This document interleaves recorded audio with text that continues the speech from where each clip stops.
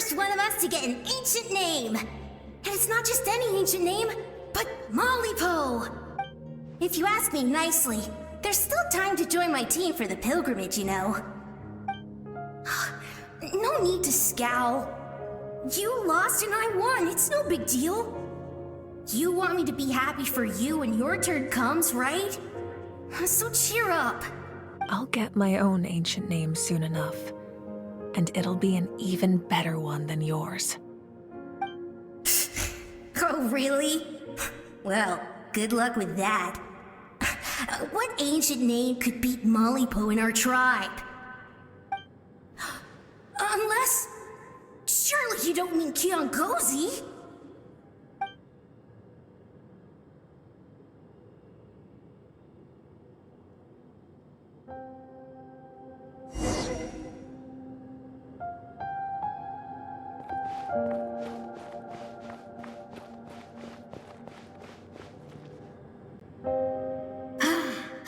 That was fantastic. Can't believe I beat you in a wrestling match for once. Can't be more than a few days now until you're officially made the Pyro Archon. Imagine me trying to schedule a wrestling session with you after that. Excuse me, Pyro Archon, but would you be able to take a day off from running the nation to wrestle with me? I heard that the Pyro Archon inherits the knowledge stored in the sacred flame. And apparently it can change your personality. I can't help but feel a little worried. Worried that you won't be able to beat me in a wrestling match anymore? Why would I be worried about that? Never mind. Clearly I'm just overthinking things. Why would you forget about me just because of some new job? Even if that job happens to be Archon.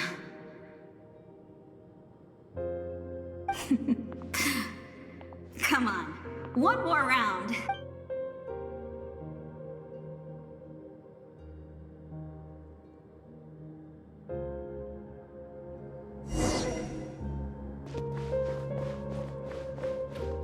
After the darkness will come the dawn.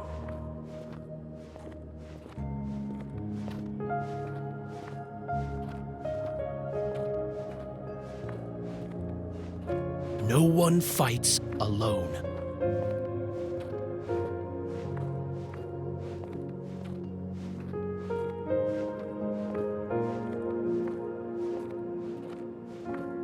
For Natlan!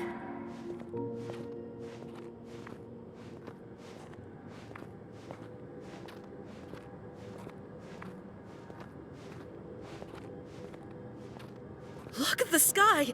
It's getting brighter at last!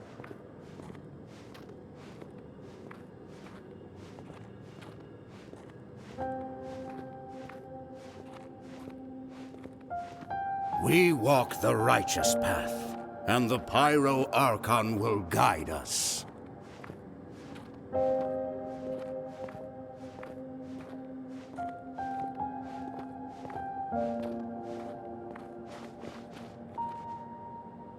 The victors shall burn bright, while the losers must turn to ash. I have done what is required of me. The rules are now written into the Night Kingdom, and this will help you to stand against the Abyss. It is still not enough. All this can do is give my people courage. It will not see us through a true catastrophe. If you are to make the Natlanese alone bear the consequences of a broken world, you will have to bring more to the bargaining table. You are the greediest human I have ever met, and the fiercest negotiator. No other would seriously ask to borrow my power. My domain is death, and its power comes at a great price. The question is, are you prepared to pay? I need that power. Only a hero can truly wield it, and heroes are not afraid of dying. No, a fear of death is ingrained in all living things. If the wielder of this power cannot conquer their fear, countless innocent lives will be claimed in their stead. For only then can the price be paid. Those are the rules. Mine is a nation, that will not yield to the Abyss. And it will certainly not yield to your rules. As their culture and civilization is transmitted through the generations and their faith grows, the people will go from strength to strength and reach heights that even I cannot dream of.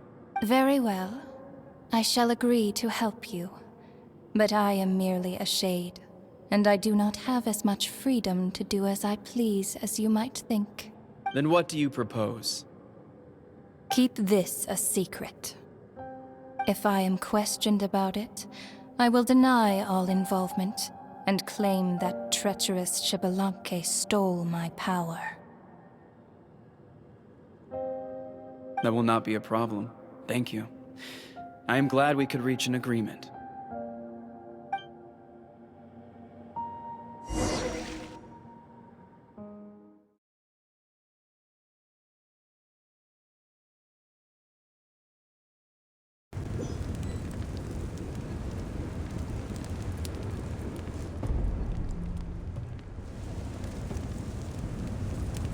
Come in.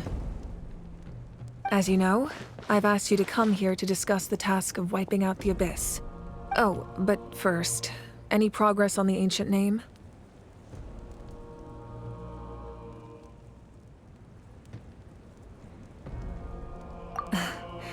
I'm surprised she was willing to help you, and by extension, me.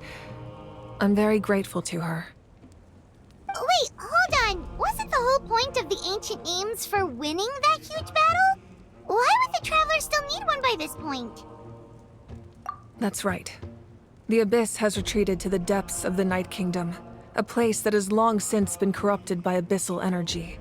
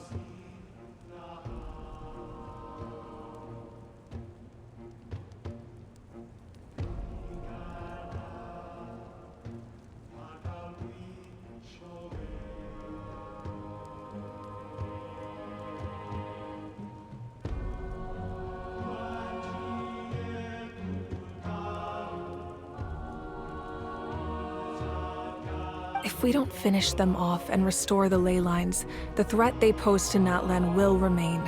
This is the fate Natlan has always been resigned to. For thousands of years, we have struggled on the brink of a looming darkness and never known true peace.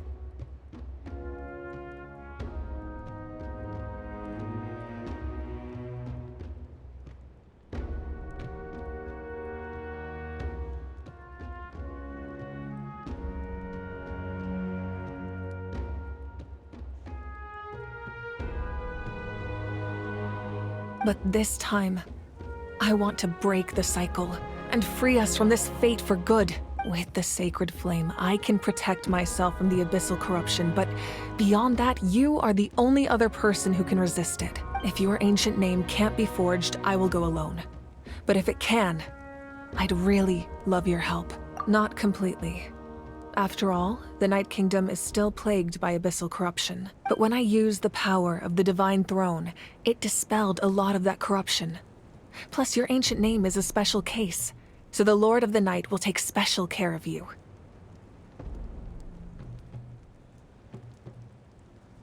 In short, the Ode of Resurrection still has a number of limitations, but I can promise that it will work reliably on you. Whoa! Are we forgetting something here? What about Paimon? What's her place in all this? What? You mean we'll be separated? The Abyss is extremely devious. If you two go there together, you can bet they'll make Paimon their primary target just to put us in an impossible position.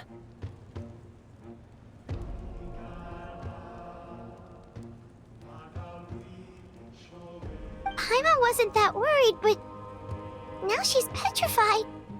What will you do without me?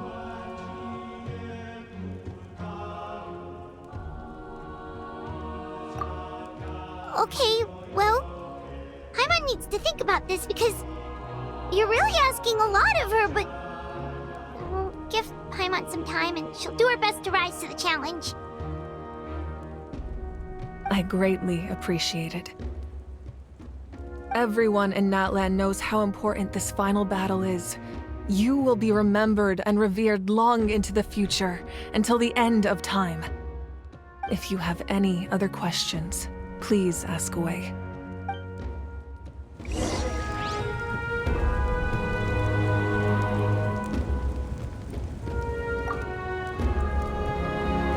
As I've said, if you have any other questions, please ask away. The work of rebuilding is underway, and people are flocking to join the effort. With everyone rallying together, I'm sure it won't be long before there's no trace left of the damage done by this war. The healing process, on the other hand, that's a bigger obstacle to overcome. Many are grieving, and there's simply no replacing the ones we lost. As the sun rises once more and we rediscover the ability to believe in the future, we must never forget their sacrifice. As I've said, if you have any other questions, please ask away. False sky. I have heard this expression before, but I think this was the first proof of its existence. I think there's a lot of investigating to be done to understand what the fragments behind the sky are and why they were hidden in the first place. However, from what the Adventurers Guild tells me, neither the split sky phenomenon nor the fragments have ever been observed in any other nation. My guess is that the Heavenly Principles wants them kept a secret. I just hope they don't cause me any trouble over it. Oh, you should be fine. We did something much crazier back in Fontaine and we're still here. Well, that's good to know. Anyway, the line I'm going with for the masses is astronomical anomaly. And I don't expect much of a backlash. Meanwhile, we can look into it at our own pace. As I've said, if you have any other questions, please— That wasn't their souls we saw, but a snapshot of them in time. All the work of the ancient name engravers 500 years ago, who made some special modifications to their names. Their souls returned to the Night Kingdom long ago, and will have been reborn in Natlan since, albeit in a different form. For all we know, they may have already lived many new lives by now, and so, even though we will never meet again, they will always be by our side in one way or another.